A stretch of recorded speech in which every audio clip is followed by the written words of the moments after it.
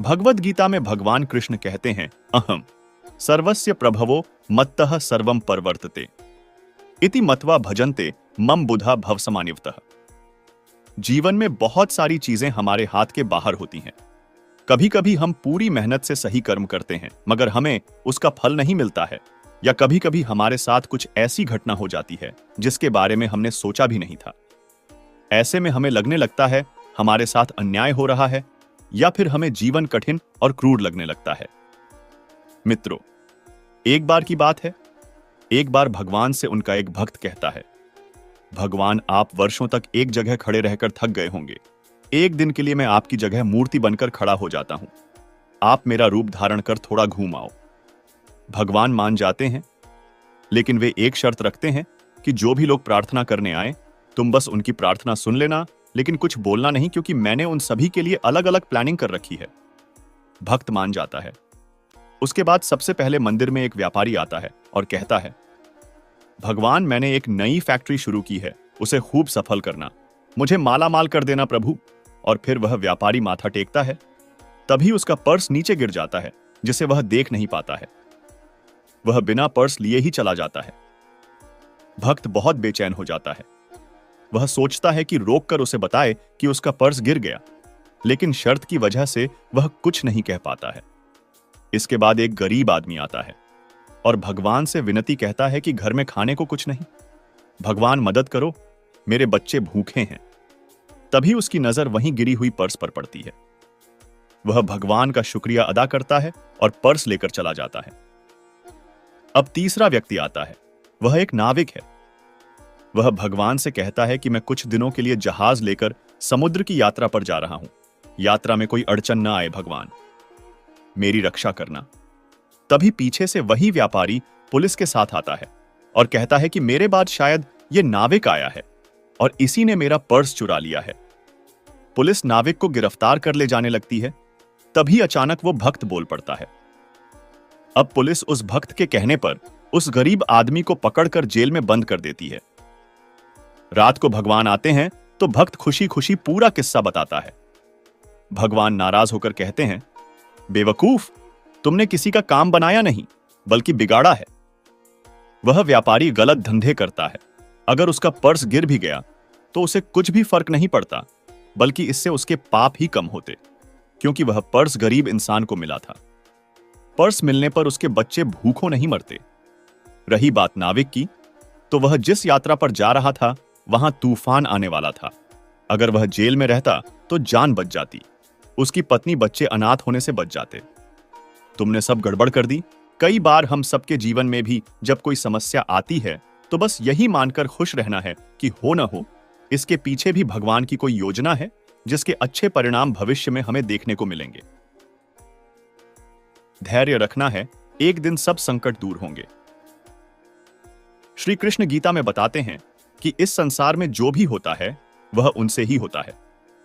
जीवन में कई बार ऐसी परिस्थितियां और अनुभव आ जाते हैं जिस पर हमारा कोई नियंत्रण नहीं होता है। हम भले सच्चे मन से पूरी मेहनत से कर्म करें, फिर भी हमें जो चाहिए वह मिलता नहीं है। कभी कभी तो फल की जगह दंड ही मिल जाता है। हम सब के साथ कभी ना कभी ऐसा होता है और हम सब सोचते हैं कि ऐसा क्यों हो रहा है। बात कुछ ऐसी है कि अगर आप अपने बच्चे को घर में सिर्फ अच्छी बातें सिखाएं और उसे बहुत प्यार करें, तब भी आपके बच्चे का स्वभाव क्या केवल इस बात पर निर्भर होगा?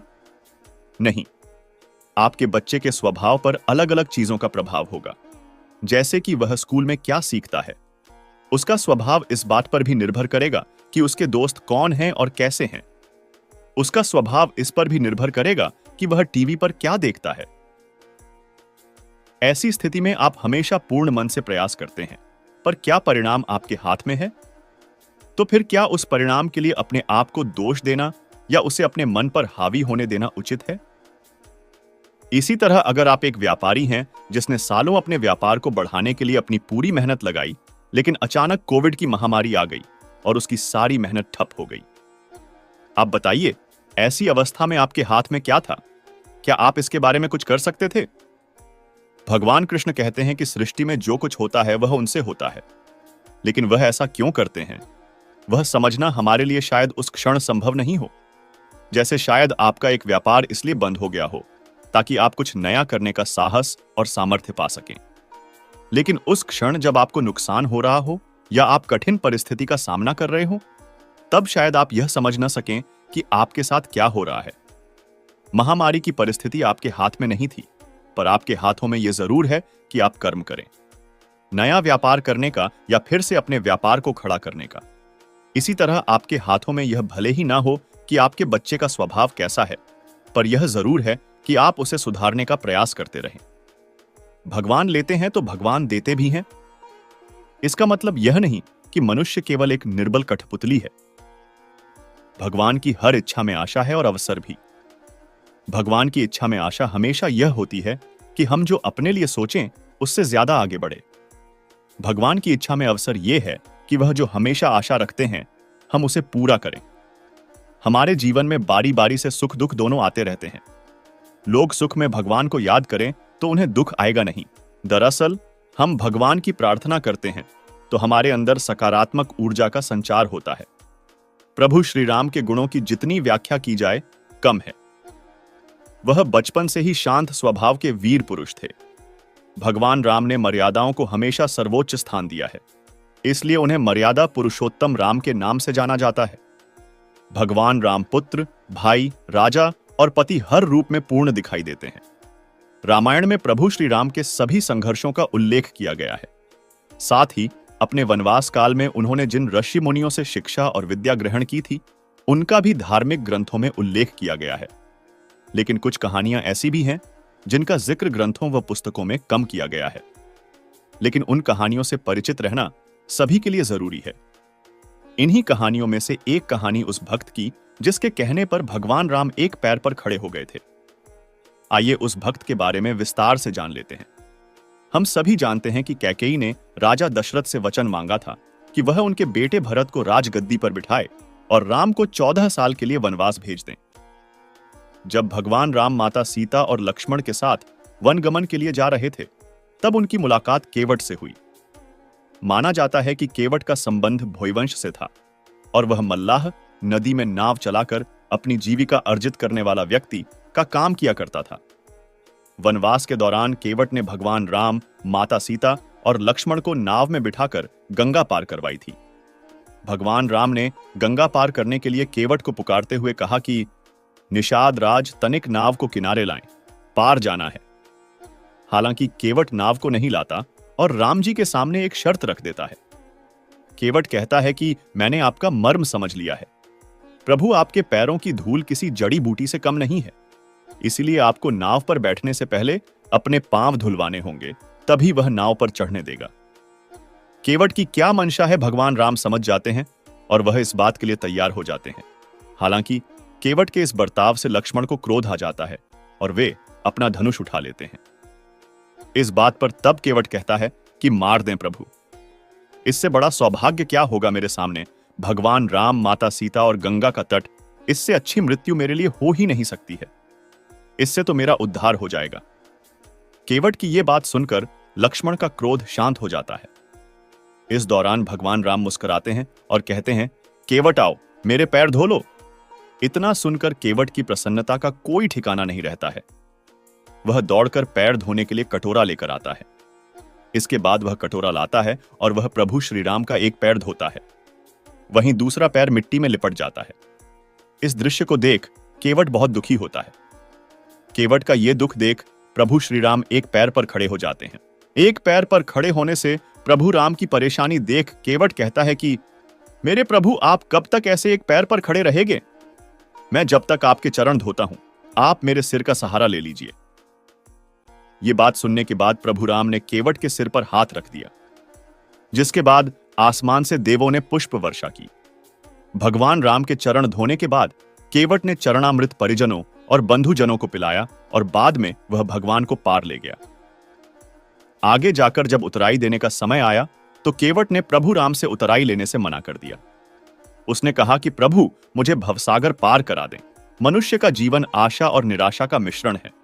कभी हम यह सोचते हैं कि ऐसा करेंगे तो हमें सफलता मिल सकती है, लेकिन दूसरे ही पल हमें अपनी ही सफलता संदिग्ध लगने लगती है और फिर हम किंतु परंतु के चक्कर में पड़ जाते हैं। यह हम पर निर्भर है कि हम किस दृष्टिकोण को अपनाते हैं।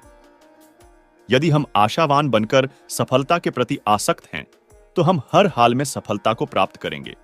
लेकिन यदि हम निराशा के भंवर जाल में फंसकर यह चिंता करने लगेंगे कि हम सफल हो पाएंगे या नहीं, तो हमारी सफलता भी संदिग्ध हो जाएगी। हमारी हार और जीत को हमारा मन और मस्तिष्क ही तय करता है। मन के हारे हार है और मन के जीते जीत। कभी कभी जरूर ऐसा होता है कि हम पूरी उम्मीद और निष्ठा के साथ अपने लक्ष्य को प्राप्त करने के लिए कठोर परिश्रम करते हैं, लेकिन इसके बावजूद हम लक्ष्य को प्राप्त नहीं कर पाते। ऐसी स्थिति में भी हमें आशा का साथ नहीं छोड़ना चाहिए। इस स्थिति में हमें यह मानना चाहिए कि यह आवश्यक नहीं कि हर लड़ाई जीती ही जाए, बल्कि आवश्यक यह है कि हर हार से कुछ सीखा जाए। जब आप अपनी पिछली गलतियों से सबक सीखते हैं, तो आप स्वतः ही अपने लक्ष्य को अपने करीब पाते हैं। हमारे जीवन में बारी बारी से सुख दुख दोनों आते रहते हैं, लेकिन दोनों ही परिस्थितियों में हमें सहज बने रहना चाहिए। एक बार एक नगर में एक जुलाहा रहता था। वह स्वभाव से अत्यंत शांत, नम्र तथा वफादार था। उसे क्रोध तो कभी आता ही नहीं था। एक बार कुछ बच्चों को शरारत सूझी। वे सब उस जुलाहे के पास यह सोचकर पहुंचे कि देखें इसे गुस्सा कैसे नहीं आता। उनमें एक बच्चा धनवान माता पिता का पुत्र था। वहां पहुंचकर वह बोला, यह चुन्नी कितने की दोगे? जुलाहे ने कहा, 10 रुपए की। तब बच्चे ने उसे उकसाने के उद्देश्य से चुन्नी के 2 भाग कर दिए और एक भाग हाथ में लेकर बोला, मुझे पूरी चुन्नी नहीं चाहिए, आधी चाहिए। इसका क्या दाम लोगे? जुलाहे ने बहुत ही शांति से कहा, 5 रुपए। लड़के ने उस भाग के भी 2 भाग किए और दाम पूछा। जुलाहा अब भी शांत, उसने बताया, 2.5 रुपए। बच्चा इसी प्रकार चुन्नी के भाग करता गया। अंत में बोला, अब मुझे यह चुन्नी नहीं चाहिए, ये टुकड़े मेरे किस काम के?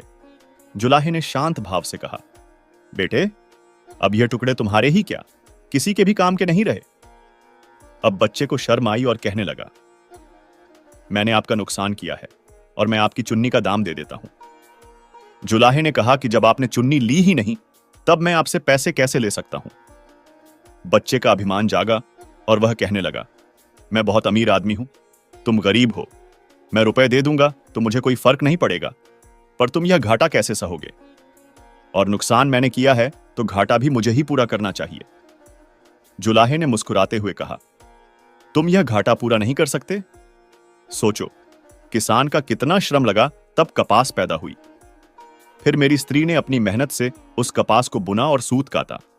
फिर मैंने उसे रंगा और बुना। इतनी मेहनत तभी सफल हो जब इसे कोई पहनता, इससे लाभ उठाता, इसका उपयोग करता।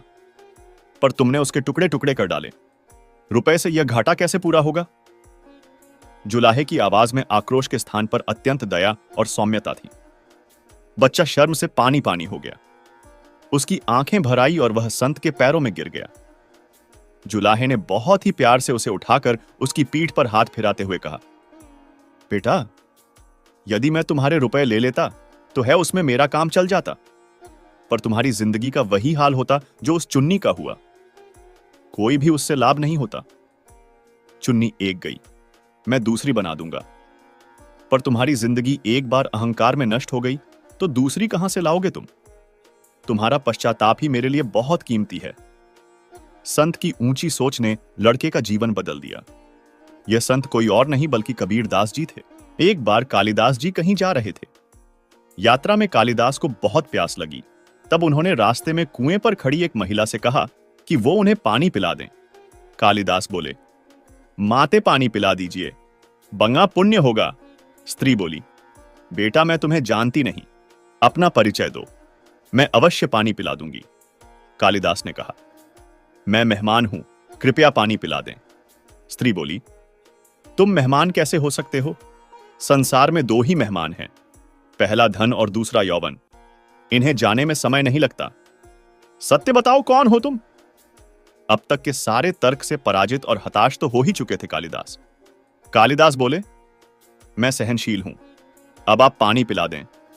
स्त्री ने कहा, नहीं, सहनशील तो 2 ही हैं। पहली धरती जो पापी पुण्यात्मा सबका बोझ सहती है, उसकी छाती चीरकर बीज बो देने से भी अनाज के भंडार देती है। दूसरे पौधे जिनको पत्थर मारो फिर भी मीठे फल देते हैं। तुम सहनशील नहीं, सच बताओ तुम कौन हो?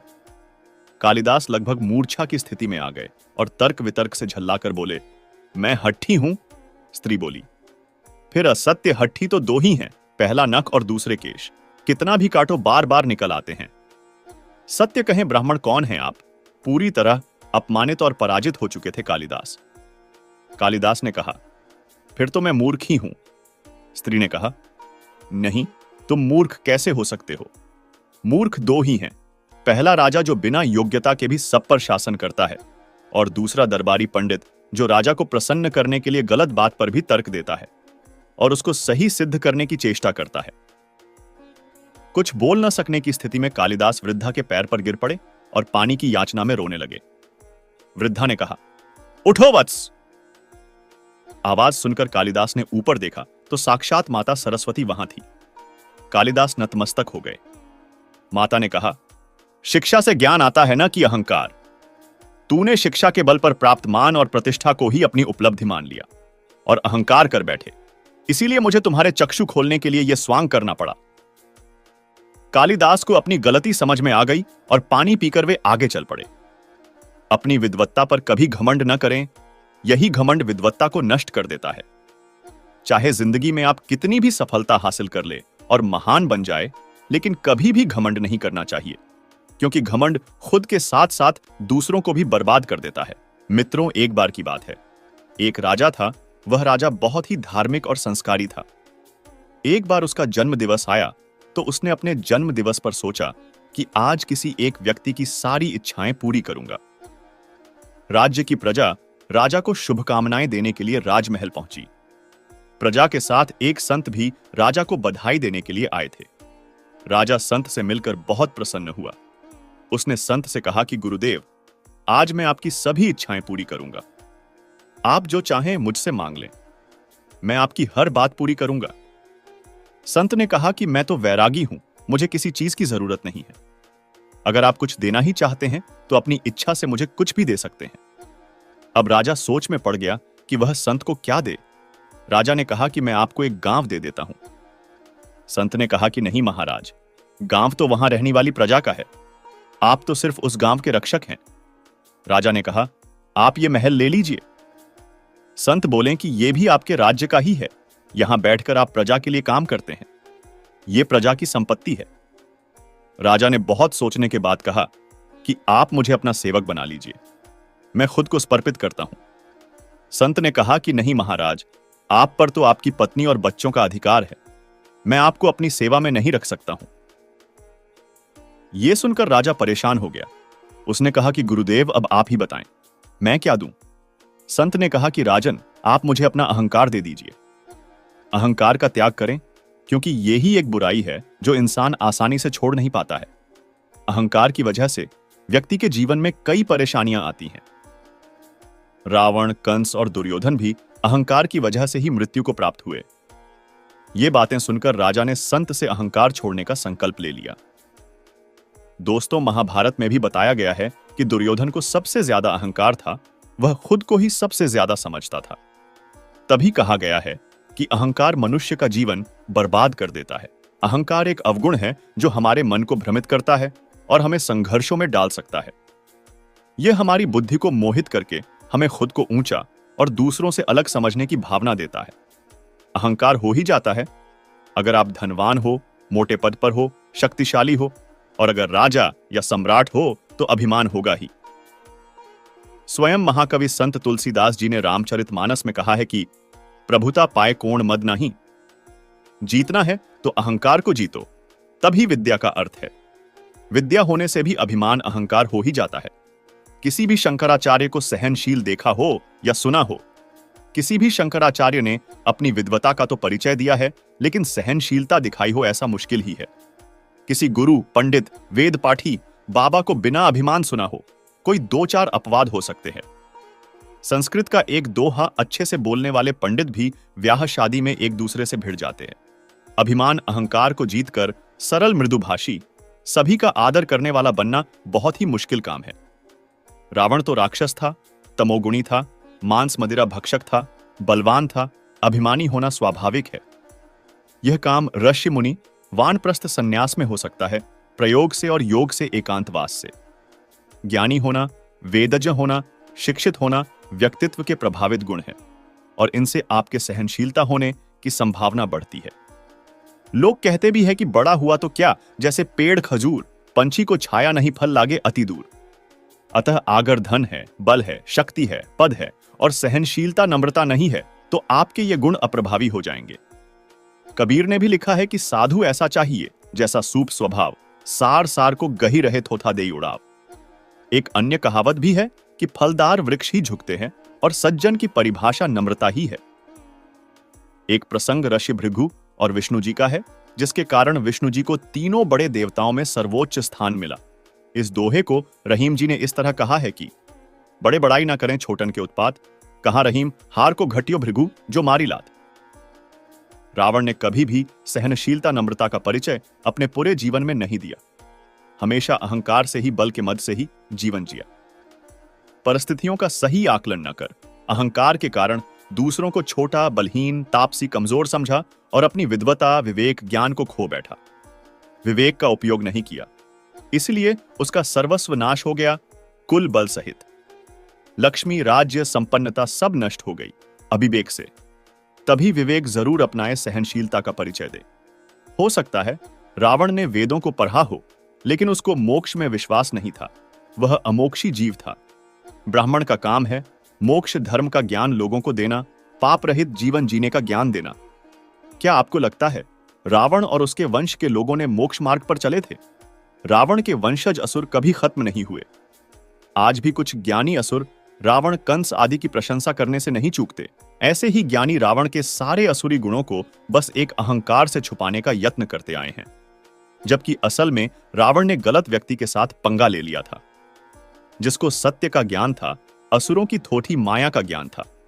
असुरों के इतिहास को देखकर कृपया यह ना माने कि मायावी मक्कार वीर होते हैं। रावण की वीरता का कोई प्रसंग नहीं है, उसकी सारी हरकतें कायरतापूर्ण थी। मानवों का दोष यही है कि वह असुरों की माया, झूठ, फरेब को सत्य मानकर उसमें फंस जाते हैं। अर्ध ज्ञान भय उत्पन्न करता है और हम स्वयं आत्महिंसा का कारण बनते हैं।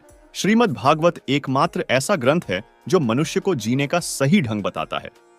गीता जीवन में धर्म, कर्म और प्रेम का पाठ पढ़ाती है।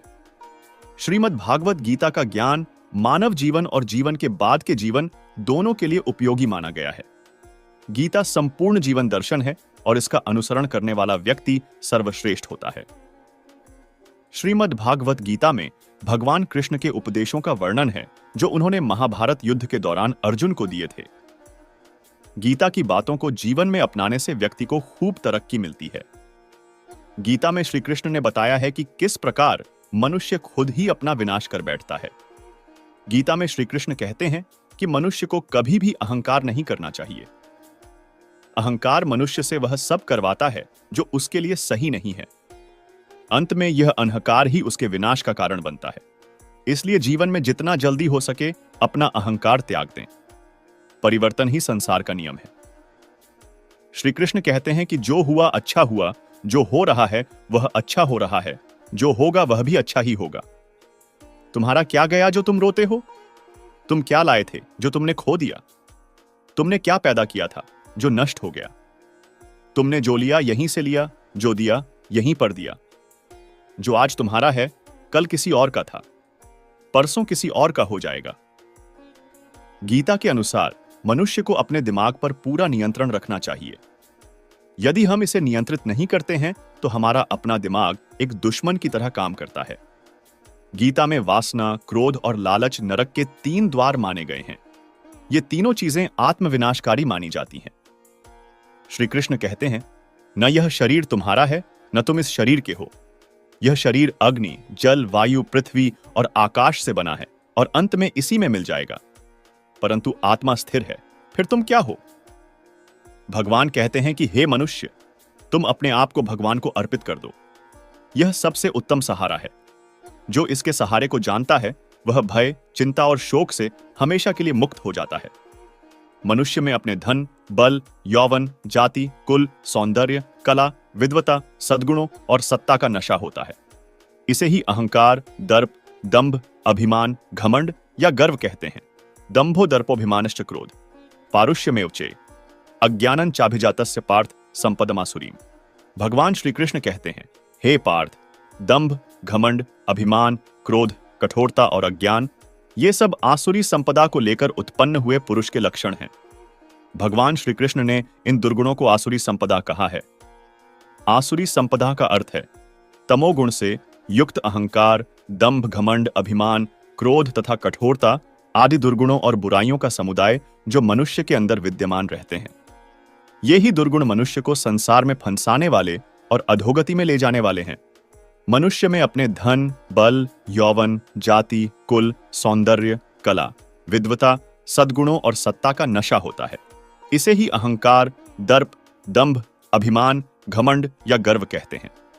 दूसरों की तुलना में खुद को ऊंचा, श्रेष्ठ व पूज्य समझना, मान प्रतिष्ठा और पूजा करवाने की भावना रखना और इन सब के प्राप्त होने पर प्रसन्न होना और दूसरों को तुच्छ समझकर उनकी अवहेलना करना, ये सब अहंकार के ही लक्षण हैं। अहंकारी व्यक्ति सदैव अपनी ही प्रशंसा करता है। दूसरे लोग चाहे कितने ही बड़े क्यों न हों, उसे अपने से बौने ही लगा करते हैं। इस तरह अहंकार व्यक्ति के अज्ञान और मूर्खता का परिचायक है। गीता में भगवान ने इन्हीं आसुरी संपदा से युक्त लोगों को अहंकार विमूढ़ात्मा कर्ता हमिति मन्यते कहा है। अर्थात ऐसा अहंकारी मनुष्य अज्ञानवश मैं यह हूं, मैं वो हूं, यह तू है, यह तेरा है, मैं करता हूं, ऐसा मानकर हरेक कार्य को अपने द्वारा किया हुआ समझता है। इसलिए कर्म के बंधन में बंध जाता है और कर्मों का फल भोगने के लिए बार बार संसार चक्र में घूमता रहता है। यही उसके दुख व पतन का कारण है। मनुष्य की अच्छाइयों व लक्ष्मी के नाश का कारण है। अहंकार संतों का कहना है कि बकरी मैं करती है इसलिए काटी जाती है, और मैना मैना मैना कहती है इसलिए लोग उसे पालते हैं। तुलसीदास जी ने इसी बात को माया का स्वरूप बताते हुए कहा है, मैं अरु मोर तौरते माया जहीं बस कीन्हे जीव निकाया। अर्थात मैं मेरा ही संसार में माया का स्वरूप है। गीता में कर्म, ज्ञान और भक्ति, इन तीनों योगों में अहंकार को त्यागने पर विशेष जोर दिया गया है। कर्म योग में निर्मम निरहंकार होने से मनुष्य को परम शांति की प्राप्ति हो जाती है। ज्ञान योग में निर्मम निरहंकार होने से मनुष्य को ब्रह्म की प्राप्ति हो जाती है। भक्ति योग में निर्मम निरहंकार होने से मनुष्य को परम प्रेम की प्राप्ति हो जाती है। निर्मम निरहंकार का अर्थ है जो अपने पराये मैं मेरापन की भेद बुद्धि से ऊपर उठकर सबके साथ अपने जैसा व्यवहार करता है। अभिमान भगवान से अलग कर देता है, भक्ति में अहंकार भक्ति को तामसी कर देता है। जो लोग यह हठ करते हैं कि हम ही सही हैं, ईश्वर उनको छोड़ देता है, क्योंकि भगवान को गर्व अहंकार बिल्कुल भी नहीं सुहाता है। तब तक ही हरिवास है जब तक दूर गरुड़ आवत पास गरुड़ के प्रभु हो जावें दूर। भगवान स्वयं अपने भक्तों का अभिमान दूर करते हैं, फिर वह चाहे उनकी अर्धागिनी सत्यभाभा हो, प्रिय गोपियां हो, अभिन्न मित्र अर्जुन हो, वाहन गरुड़ हो या भक्त नारद हो। भगवान अकिंचन दीन को ही प्राप्त होते हैं, अभिमानी को नहीं। अर्जुन के अभिमान भंग की कई कथा हमें महाभारत आदि ग्रंथों में देखने को मिलती है। अर्जुन को लगता था कि भगवान श्री कृष्ण का सबसे प्रिय मैं ही हूं। उन्होंने मेरे प्रेम के वश ही अपनी बहन सुभद्रा को मुझे सौंप दिया है, इसीलिए युद्ध क्षेत्र में वे मेरे सारथी बने। यहां तक कि रणभूमि में स्वयं अपने हाथों से मेरे अश्व के घाव तक भी धोते रहे। यद्यपि मैं उनको प्रसन्न करने के लिए कुछ नहीं करता, फिर भी मुझे सुखी करने में उन्हें बड़ा सुख मिलता है। साथ ही अर्जुन को अपनी बाण विद्या पर बहुत घमंड था। एक दिन अर्जुन ने श्री कृष्ण से कहा, रामावतार के समय आपने समुद्र पर सेतु बनाने के लिए वानर भालुओं को बेकार में ही कष्ट दिया। आपने क्यों नहीं समुद्र के ऊपर अपने बाणों से पुल बना लिया? वानर सेना सहज ही उस पर से होकर निकल जाती। प्रभु को देर न लगी कि अभिमान की मदिरा ने अर्जुन के मन को मतवाला बना दिया है। श्री कृष्ण ने कहा, क्या तुम अपने बाणों से समुद्र पर पुल बना सकते हो? अर्जुन के यहां कहने पर श्री कृष्ण उन्हें समुद्र तट पर ले गए और बोले, पहले तुम समुद्र के एक छोटे से अंश पर ही बाणों से पुल बनाकर दिखाओ, बाद में मैं तुम्हारे प्रश्न का उत्तर दूंगा। यह सुनकर अर्जुन ने तुरंत ही समुद्र के एक भाग पर बाणों का पुल तैयार कर दिया। तब श्री कृष्ण ने हनुमान जी का स्मरण किया और हनुमान जी तुरंत ही वहां उपस्थित हो गए। श्री कृष्ण ने हनुमान जी से कहा, तुम इस पुल पर चलकर दिखाओ। जो आज्ञा कहकर हनुमान जी जैसे ही उस पुल पर चढ़े वह चरमराकर टूट गया। तभी अर्जुन ने देखा कि श्री कृष्ण की पीठ से रक्त बह रहा है। घबराते हुए अर्जुन ने पूछा, प्रभो, आपकी पीठ से रक्त क्यों बह रहा है? श्री कृष्ण ने उत्तर दिया, हनुमान के पांव रखते ही तुम्हारा बनाया पुल समुद्र में धंस जाता, इससे तुम्हारी बदनामी होती। तुम्हारे सम्मान की रक्षा के लिए मैं कच्छप रूप धारण कर समुद्र के नीचे आधार बनकर टिक गया। मैंने पुल को डूबने से तो बचा लिया, किंतु पुल के टूटे भाग से बाण निकलकर मेरी पीठ में जा धंसे, जिससे मुझे पीठ में से रक्त बह रहा है। वानर सेना में तो हनुमान जैसे बलशाली असंख्य वानर थे। अब तुम ही बताओ, क्या उनके भार को बाणों का पुल सहन कर सकता था? अर्जुन को सारा रहस्य समझ आ गया और उनका अहंकार भी नष्ट हो गया। श्री चैतन्य महाप्रभु जी ने मनुष्य को भगवान का प्रिय बनने के लिए अपने ग्रंथ शिक्षाष्टक में बताया है। तृण से भी अधिक नम्र होकर, वृक्ष से भी अधिक सहिष्णु बनकर, स्वयं मान की अभिलाषा से रहित होकर तथा दूसरों को मान देते हुए सदा श्रीहरि के कीर्तन में रत रहें। तो दोस्तों, कभी भी जिंदगी में घमंड नहीं करना चाहिए। जीवन जीने की कला यही है कि जब हमारे जीवन में सुख आए तो हमें जी भर के हंस लेना चाहिए, और जब दुख आए तो उन्हें हंसी में उड़ा देना चाहिए। समय चाहे सुख वाला हो या दुख वाला, दोनों ही बीत जाते हैं। हमें सुख में अपना संयम और दुख में अपना धैर्य नहीं खोना चाहिए। जिस तरह हर रात की सुबह होती है और हर सुबह रात में परिवर्तित हो जाती है, सुख दुख के साथ भी ठीक ऐसा ही होता है। जब लोग दुख में होते हैं तो भगवान को याद करते हैं, लेकिन सुख आने पर वे भगवान को भूल जाते हैं। दुख में भगवान को सभी याद करते हैं, लेकिन सुख में कम लोग ही याद करते हैं। अगर लोग सुख में भी भगवान को याद करें तो उन्हें दुख आएगा ही नहीं। दरअसल भगवान को याद करते हुए जब हम उसकी प्रार्थना करते हैं तो हमारे अंदर सकारात्मक ऊर्जा का संचार होता है। प्रार्थना से हमें बल, विश्वास, प्रेरणा, आशा और सही मार्गदर्शन मिलता है। सुख दुख सपने की तरह हैं, स्वयं को जानना ही सच्चाई है। देखा है, लोग पहाड़ों पर जा रहे हैं, भगवान के पास जा रहे हैं। क्या यह सच है? पहाड़ी के ऊपर स्थित मंदिर में भगवान से मिलना चाहते हो तो शौक से जाओ, पर अपने अंदर स्थित भगवान को मत भूलो। तुम्हारा असली भगवान तुम्हारे अंदर है। कल्पनाओं के दायरे से बाहर निकलो और हकीकत को पहचानो, समझो और उसका अनुभव करो। तुम्हारी वास्तविकता उस सांस से बड़ी नहीं है जो तुम्हारे अंदर और बाहर आती जाती रहती है।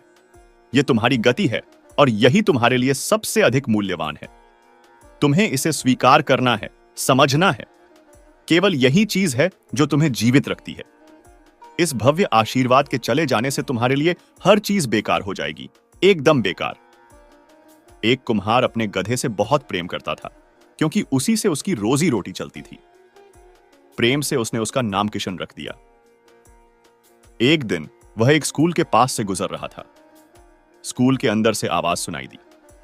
मास्टर जी अपने विद्यार्थी को मारते हुए कह रहे थे, तू गधा है, मार मार कर तुझे मनुष्य बना दूंगा। जब कुम्हार ने सुना कि मास्टर जी गधे से मनुष्य बना देते हैं तो उसने सोचा, मेरा कोई पुत्र भी नहीं है, अगर किशन मनुष्य बन गया तो कितना अच्छा होगा। वह मास्टर जी के पास गया और कहने लगा, मास्टर जी, एक गधा और है, इसको भी मनुष्य बना दो। मास्टर जी मजाकिया किस्म के थे। उन्होंने कहा, ठीक है, छोड़ जा, यहां पेड़ के पास बांध दे। कुम्हार ने गधे को पेड़ के पास बांध दिया। मास्टर जी ने कहा, 3 दिन बाद आना। 3 दिन बाद मास्टर जी ने गधे को पेड़ से खोलकर पीछे बांध दिया और गधे की जगह उस विद्यार्थी को खड़ा कर दिया। मास्टर जी भी वहीं थे। उसने कहा, मास्टर जी, मेरा गधा मनुष्य बन गया? मास्टर जी ने कहा, बिल्कुल बन गया। कुम्हार ने देखा किशन बढ़िया धोती, बंडी और टोपी पहने हुए अकड़ कर खड़ा है। उसको अच्छा लगा कि मेरा किशन मनुष्य बन गया। कुम्हार ने हरी हरी घास जमीन से खींची और पास गया और कहा, ले किशन, ले घास ले, तू भूखा होगा। विद्यार्थी ने कहा, चल भाग यहां से। क्या कह रहा है? कुम्हार बोला, किशन, तू मुझे क्यों नहीं पहचान रहा है? मैं ही तेरा कुम्हार हूं, मैं ही तेरा बाप हूं। जब कुम्हार ने 3-4 यह बात कही तो विद्यार्थी ने उसको लात मार दी। कुम्हार ने कहा, ठीक है, तेरी लात मारने की आदत अभी नहीं गई है, तू वही का वही है। हर मनुष्य की यही कहानी है। अपनी धारणाओं कल्पनाओं में बहकर वह पता नहीं क्या क्या विश्वास करने लगता है। अपने उस सपने में वह अपने आप को भी भूल जाता है कि मैं कौन हूं, मैं यहां क्या कर रहा हूं, क्यों मुझे यह मनुष्य शरीर मिला। वह जो देख रहा है उसे एक तमाशे की तरह सब कुछ दिख रहा है। अमीरी की तरफ देखता है, गरीबी की तरफ देखता है।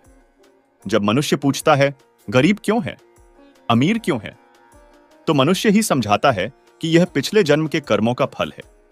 ये सब समाज के बनाए हुए दायरे हैं और इन्हीं दायरों में फंसकर मनुष्य दुखी होता है। इस दुख का आरोप वह भगवान पर लगाता है। देखा है, लोग पहाड़ों पर जा रहे हैं, भगवान के पास जा रहे हैं। क्या यह सच है? पहाड़ी के ऊपर स्थित मंदिर में भगवान से मिलना चाहते हो तो शौक से जाओ, पर अपने अंदर स्थित भगवान को मत भूलो। तुम्हारा असली भगवान तुम्हारे अंदर है। कल्पनाओं के दायरे से बाहर निकलो और हकीकत को पहचानो, समझो और उसका अनुभव करो। वे लोग जो भगवान में पूरी आस्था रखते हैं, उनसे अक्सर पूछा जाता है कि यदि वास्तव में ऊपर वाला है और उसका हाथ आपके सिर पर है, तो बताओ भगवान दिखाई क्यों नहीं देते? देखिए, इस बात में कोई दो राय नहीं कि भगवान के प्रति हर इंसान के मन में अलग अलग छवि है। इसलिए भगवान के नाम पर समाज में कई तरह के किस्से कहानियां प्रचलित हैं। दुर्भाग्यवश धर्म और भगवान से जुड़ी अधिकतर कहानियों को हम सुनते हैं, वो बस मन से बनाई गई कहानियां होती हैं। इसलिए झूठ से पर्दा हट सके और आपको भगवान के होने का स्पष्ट प्रमाण मिल सके। भगवान कोई भौतिक वस्तु या व्यक्ति नहीं है जिन्हें हमारी आंखें देख सकें अथवा इंद्रियां जिनके होने का एहसास कर सके। पर इसका अर्थ यह कदापि नहीं है कि जो चीज दिखती नहीं है उसका अस्तित्व नहीं होता। उदाहरण के लिए, हम सभी को भीतर से एक बेचैनी होती है जो दिखाई तो नहीं देती, पर वो है इस बात का प्रमाण यह है कि हम दुख से छटपटाते हैं। इसी प्रकार इंसान के भीतर प्रेम करुणा का होना दर्शाता है कि भगवान है। हमारे ही भीतर राक्षस भी है और देवता भी है। इस बात का प्रमाण यह है कि भीतर का आलस्य, लोभ, वासना हमें गलत कर्म करने के लिए प्रेरित करते हैं, और वही हमारे अंदर प्रेम, करुणा और सच्चाई के रूप में साक्षात भगवान भी हैं, जो हमें झूठ के सामने सर न झुकाने और अच्छा इंसान बनने की मिसाल देते हैं। इसलिए वे लोग बड़ी भूल करते हैं जो भगवान को अपने से बाहर का अवतार मानते हैं और समझते हैं कि भगवान कोई दिव्य शक्ति है। नहीं, भगवान भीतर ही है। अगर सच्चाई के सामने सर झुक जाता है, भीतर से प्रेम उठता है, तो समझ लीजिए भगवान की अनुकंपा आप पर है। लेकिन अपने लालच और स्वार्थ के खातिर बुरे और झूठे लोगों के सामने भी झुक जाते हो, तो समझ लीजिए आप राक्षस की पूजा कर उसे भोग लगा रहे हैं। आत्मज्ञान की कमी के कारण मनुष्य पूजा पाठ करने के बावजूद जीवन पर्यंत दुखी रहता है।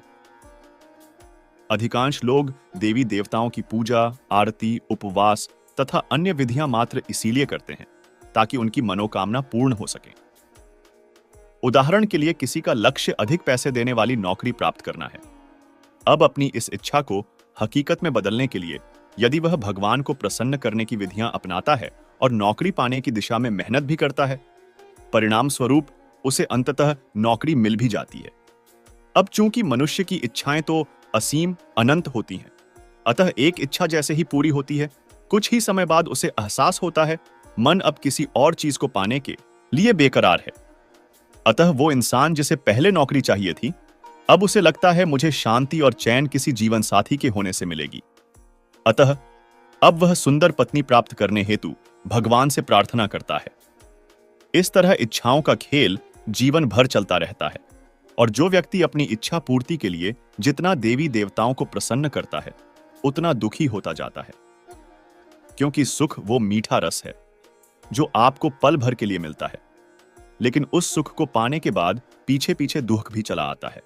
इसलिए जो इंसान सुख के लिए जितना लालायित रहेगा, उतना अधिक दुख उसका पीछा करेगा। यदि भगवान से आशय आपका किसी दिव्य शक्ति से है, किसी आसमानी सत्ता से है, जिसके अनेक हाथ, सिर पर सोने का मुकुट, हाथों में त्रिशूल हैं, जैसा चित्रण हम टीवी सीरियल्स में देखते हैं, तो ऐसे भगवान का प्रकट होना संभव नहीं है। भगवान से आशय उस व्यक्ति से है जो तुम्हें सच्चाई तक पहुंचने में मदद करे, जिसकी बातें सुनने से मन में शांति होती है, जो आपके भीतर के डर, लालच को कम करके आपको निडर जीवन जीने के लिए प्रेरित करे, जो आपके भीतर प्रेम और करुणा जागृत करे। तो समझ लीजिएगा वह व्यक्ति ही आपके लिए भगवान है। अब चूंकि यह सब कुछ मात्र एक गुरु ही कर सकता है, इसलिए गुरु को भारत ने भगवान से भी ऊंचा कहा है। तो अगर जीवन में मिल जाए ऐसा सच्चा गुरु जो आपको एक घटिया इंसान से बदलकर एक बेहतर सच्चा इंसान बना दे, तो समझ लीजिएगा वही आपके लिए साक्षात भगवान है। अब ऐसा गुरु ढूंढना थोड़ा मुश्किल जरूर है, लेकिन इरादा आपका सच्चा और नेक हो तो जरूर परमात्मा आपकी मदद करता है। प्रत्येक मनुष्य के पास चुनाव का अधिकार है, जो यह दर्शाता है कि मनुष्य के पास अपना भाग्य लिखने की शक्ति होती है। वे लोग जो अपनी हालत के प्रति संतुष्ट नहीं होते, वे अपना जीवन बदलने का प्रयास करते हैं और उन्हें सफलता भी मिल जाती है। लेकिन दूसरी तरफ जिन्हें अपने वर्तमान जीवन में ही आनंद आने लगा है, फिर ऐसा इंसान नहीं बदल पाता। देखिए, कुछ अपवादों को छोड़कर, जैसे मरने और पैदा होने और कोई अकस्मात घटना के अलावा, प्रकृति हमें पूरी यह छूट देती है कि हम जैसा चाहे वैसा जीवन जिएं। हम चाहे तो नासमझी झूठा जीवन सकते हैं, और यदि हम चाहें तो सच्चाई बोध से परिपूर्ण जीवन भी जी सकते हैं। पर यह जानने के बाद भी कि मेरा जीवन अपने ही निजी स्वार्थों को पूरा करने में बीता जा रहा है, मेरे मन में लालच और डर बढ़ता जा रहा है। फिर यह फैसला लेना कि अब मुझे शांति से जीवन जीना है और सत्य के रास्ते पर चलना है, मन को बड़ी तकलीफ होती है।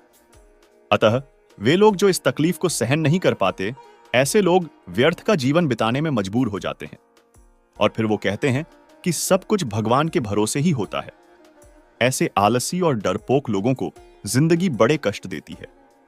ईश्वर कोई भौतिक वस्तु या व्यक्ति तो नहीं है जिन्हें मनुष्य द्वारा खुले नेत्रों से या मन की कल्पना के माध्यम से देखा जा सके।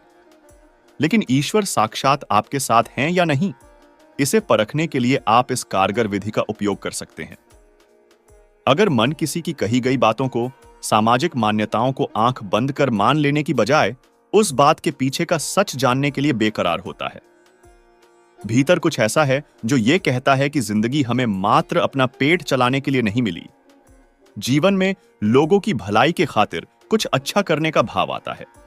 अगर मन को अशांति वाले माहौल से ज्यादा शीतल और शांति प्रदान करने वाली संगति ज्यादा पसंद है, यदि मन बुराई और झूठ के आगे सर न झुकाने के लिए तैयार रहता हो। संक्षेप में कहें तो यदि आपके मन को सच्चाई, शांति और ज्ञान पसंद है, जो कहता है जिन गलतियों को करके पहले मुझे दुख मिला था, अब मैं उन्हें दोहराऊंगा नहीं, ऐसा मन अगर आपके पास है तो समझ लीजिएगा ईश्वर आपके साथ हर जगह है। लेकिन मन ऐसा है जो अपने फायदे के लिए छल कपट करने को तैयार हो, जो ये जानते हुए भी कि कौन से लोग, कौन सी वीडियो, कौन सी बातें मेरे मन को गंदा कर उसे अशांत करती है, फिर भी मन उसी दिशा में जाता है, तो समझ लीजिएगा राक्षस भीतर बैठा है।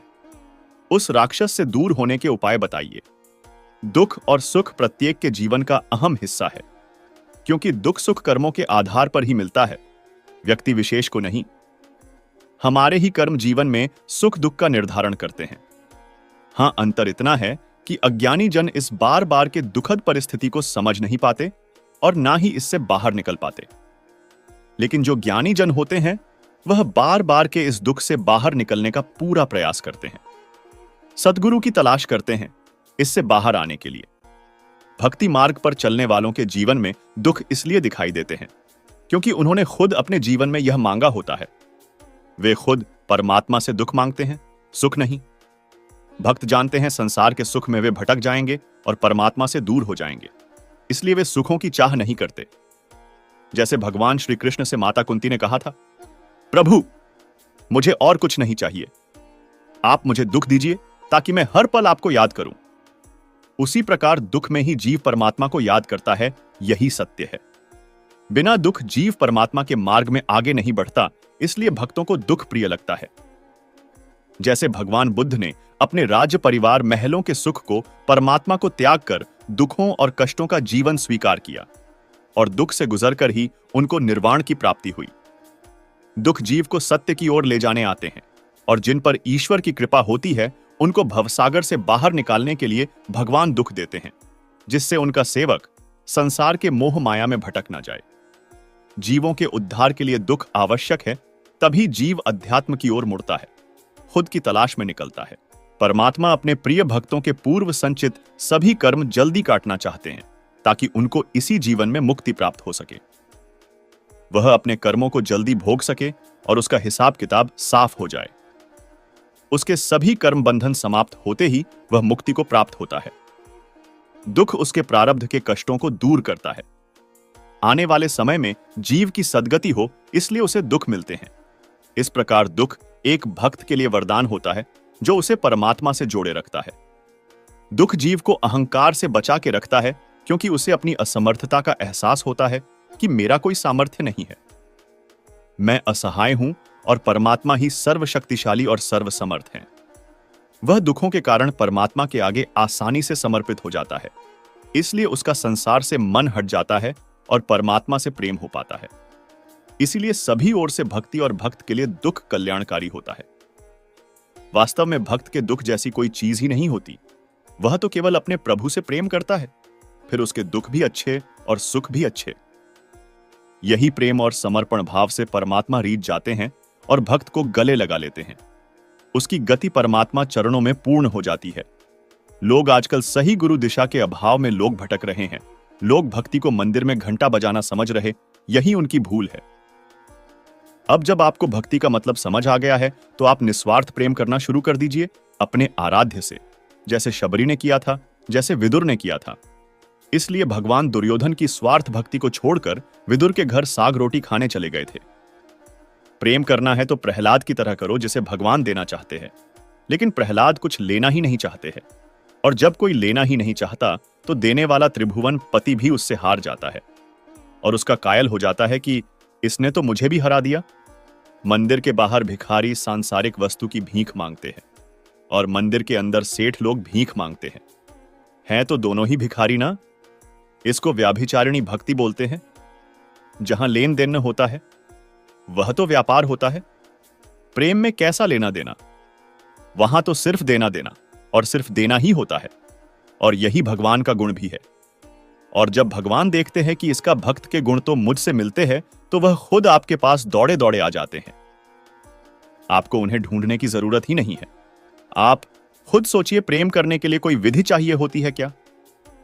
जिस भक्ति में सिर्फ विधि होती है वह तो सिर्फ क्रिया होती है। और जहां प्रेम से पूजा की जाती है, आपका मन लगा होता है, वहां कैसी विधि? एक बार की बात है, एक ब्राह्मण था। कृष्ण के मंदिर में बड़ी सेवा किया करता था।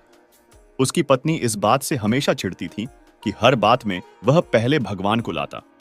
भोजन हो, वस्त्र हो या हर चीज पहले भगवान को समर्पित करता। एक दिन घर में लड्डू बने। ब्राह्मण ने लड्डू लिए और भोग लगाने चल दिया। पत्नी इससे नाराज हो गई, कहने लगी, कोई पत्थर की मूर्ति जिंदा होकर तो खाएगी नहीं, जो हर चीज लेकर मंदिर की तरफ दौड़ पड़ते हो। अब की बार बिना खिलाए ना लौटना, देखती हूं कैसे भगवान खाने आते हैं। बस ब्राह्मण ने भी पत्नी के ताने सुनकर ठान ली कि बिना भगवान को खिलाए आज मंदिर से लौटना नहीं है। मंदिर में जाकर धूनी लगा ली। भगवान के सामने लड्डू रखकर विनती करने लगा। एक घड़ी बीती, आधा दिन बीता, ना तो भगवान आए ना ब्राह्मण हटा। आसपास देखने वालों की भीड़ लग गई। सभी कौतुकवश देखने लगे कि आखिर होना क्या है। मक्खियां भिनभिनाने लगी, ब्राह्मण उन्हें उड़ाता रहा। मीठे की गंध से चींटियां भी लाइन लगाकर चली आईं। ब्राह्मण ने उन्हें भी हटाया। फिर मंदिर के बाहर खड़े आवारा कुत्ते भी ललचाकर आने लगे। ब्राह्मण ने उनको भी भगा दिया। लड्डू पड़े देख मंदिर के बाहर बैठे भिखारी भी आए गए। एक तो चला सीधे लड्डू उठाने तो ब्राह्मण ने जोर से थप्पड़ मार दिया। दिन ढल गया, शाम हो गई। ना भगवान आए ना ब्राह्मण उठा। शाम से रात हो गई। लोगों ने सोचा ब्राह्मण देवता पागल हो गए हैं, भगवान तो आने से रहे। धीरे धीरे सब घर चले गए। ब्राह्मण को भी गुस्सा आ गया। लड्डू उठाकर बाहर फेंक दिए। भिखारी, कुत्ते, चींटी, मक्खी तो दिन भर से ही इस घड़ी का इंतजार कर रहे थे। सब टूट पड़े। उदास ब्राह्मण भगवान को कोसता हुआ घर लौटने लगा। इतने सालों की सेवा बेकार चली गई, कोई फल नहीं मिला। ब्राह्मण पत्नी के ताने सुनकर सो गया। रात को सपने में भगवान आए। बोले, तेरे लड्डू खाए थे मैंने, बहुत बढ़िया थे, लेकिन अगर सुबह ही खिला देता तो ज्यादा अच्छा होता। कितने रूप धरने पड़े तेरे लड्डू खाने के लिए, मक्खी, चींटी, कुत्ता, भिखारी, पर तूने हाथ नहीं धरने दिया। दिन भर इंतजार करना पड़ा। आखिर में लड्डू खाए, लेकिन जमीन से उठाकर खाने में थोड़ी मिट्टी लग गई थी। अगली बार लाए तो अच्छे से खिलाना। भगवान चले गए। ब्राह्मण की नींद खुल गई। उसे एहसास हो गया, भगवान तो आए थे खाने, लेकिन मैं ही उन्हें पहचान नहीं पाया। बस ऐसे ही हम भी भगवान के संकेतों को समझ नहीं पाते हैं। मुझ में राम, तुझ में राम सब में है राम समाया, सबसे कर लो प्रेम जगत में कोई नहीं पराया। तो दोस्तों भगवान किस तरह और किस रूप में आते हैं हमें पता ही नहीं चलता। हमारे उज्जैन से थोड़ी दूर आगर नामक छोटा सा किंतु बड़ा सुंदर शहर है, और इसीलिए शहर से एक महान भक्त की सत्य घटना आप लोगों के सामने रखने जा रहा हूं। और हां, अद्भुत बात यह है कि हम लोग मन में बार बार सोचते हैं ना कि अरे ऐसे घनघोर कलयुग में कोई भगवान आते हैं क्या, या आज के समय में किसने देखा भगवान को। तो ये वाली सत्य घटना मात्र 90 वर्ष पुरानी और सप्रमाण डॉक्यूमेंटेड है। एक थे वकील श्री जयनारायण, जो भोले बाबा के अनन्य भक्त और श्री रामचरितमानस के परम रसिक। नित्य का उनका नियम था कि बाबा बैजनाथ को श्री राम कथा सुनाना। अब एक दिन ऐसा आया कि जयनारायण जी की एक मुकदमे के सिलसिले में कोर्ट में बहस तय थी और केस काफी महत्वपूर्ण था। दैनिक नियमानुसार ये प्रातकाल बाबा बैजनाथ के धाम में गए और जल अर्पित करके भोले बाबा को श्री रामचरितमानस सुनाने बैठ गए। उस दिन जाने कैसा ध्यान लगा कि वे कथा सुनाते ही रहे और उन्हें यह भान नहीं रहा कि दोपहर हो आई है, कोर्ट में केस के लिए भी जाना है। जब ध्यान टूटा तो पाया कि समय तो बहुत ही अधिक विलंब वाला हो गया है और अब तक तो कोर्ट की कार्यवाही का समापन हो गया होगा। भागे भागे कोर्ट गए कि रास्ते में ही साथ के अन्य वकील मिलने लगे, और जो मिलता वो जयनारायण जी को प्रेम से विभोर होकर गले लगा लेता, हाथ मिलाता और गदगद स्वरों में बधाई देता। वाह, आज क्या गजब का केस लड़ा आपने, आज क्या अद्भुत ओज था आपकी वाणी में, आज आपके चेहरे की दमक देखते ही बन रही थी। अपनी ऐसी प्रशंसा सुनते हुए वे कोर्ट पहुंचे और अपने केस के बारे में पूछताछ की तो कचहरी के कर्मचारी ने बताया, बाबू, आज तो दोपहर में आपने क्या गजब का केस लड़ा। आज जो आपने धारा दफा बताई है, धारा प्रवाह, वो हमने आज तक कोर्ट के इतिहास में नहीं देखा। केस तो आप जीते ही जीते, साथ ही पूरे न्यायालय का हृदय आपने जीत लिया बाबू। आज उपस्थिति का प्रमाण बताने को कहा। तब कोर्ट के उपस्थिति रजिस्टर में उस कर्मचारी ने जयनारायण जी के दोपहर के समय के हस्ताक्षर दिखा दिए। आज त्रिपुंड बड़ा ही अद्भुत लग रहा था बाबू, आपके मस्तक पर अभी इतनी चमक नहीं दिखाई पड़ रही है वो दोपहर वाली। बस जैसे ही उस कर्मचारी ने यह कहा, जयनारायण जी के नेत्रों से झरझर आंसू बहने लगे।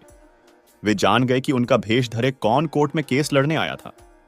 वही आया था जिसे वे मगन होकर राम कथा सुना रहे थे, और उसी समय उनका रूप धरकर भोले बाबा अपने भक्त का सम्मान बचाने कोर्ट में उतर पड़े थे।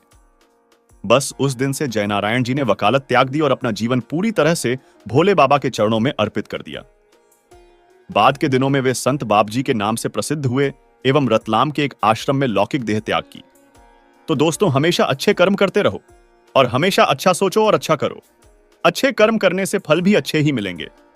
तो दोस्तों, ऐसे ही वीडियो और पाने के लिए हमारे चैनल को सब्सक्राइब जरूर करें और वीडियो को लाइक करें। धन्यवाद। जय श्री कृष्ण। राधे राधे।